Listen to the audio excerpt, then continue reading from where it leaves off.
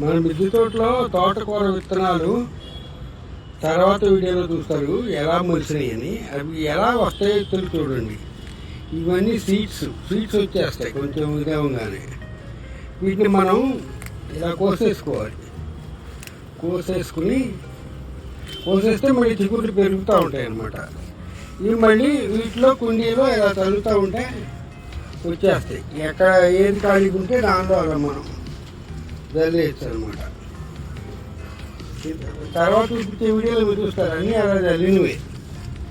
మీకు మా మిద్దె తోటలో తోటకూర ఎలా పెరుగుతుందో ఈ మండు వేసవిలో చూడండి. ఎక్కడ పడితే అక్కడ తోటకూర చూడండి ఎంత పెడుతూ ఉంది.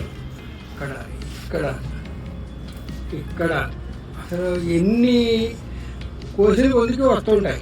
ఇంకా చూపిస్తాను. ఇక్కడ చూడండి, ఇదిగోండి ఆల్రెడీ 3-4 సార్లు కట్ చేసినవి. ఇవి చూడండి.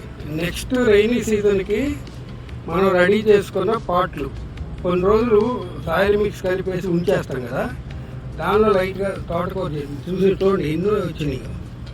ఇప్పుడు ఆల్రెడీ 4 సార్లు కోసామన్నమాట. ఇలా వస్తూనే ఉంటాయి వేసవకాలం. ఇక్కడ చూడండి, ఇదంతా తోటకూర. ఇక్కడ చూడండి, ఎక్కడ ఖాళీ దొరికితే అక్కడ ఇది ఒకటి ఇదంతా వచ్చేసినది. ఇదంతా చూడండి, ఇది ఆల్రెడీ కోసుకుంటానే ఉన్నాం.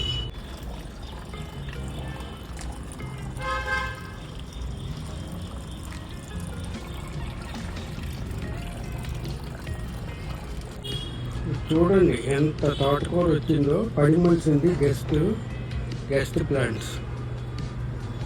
ఇంత ఫ్రెష్ తోటకూర ఆర్గానిక్. చూడండి, మీరు ట్రై చేయండి.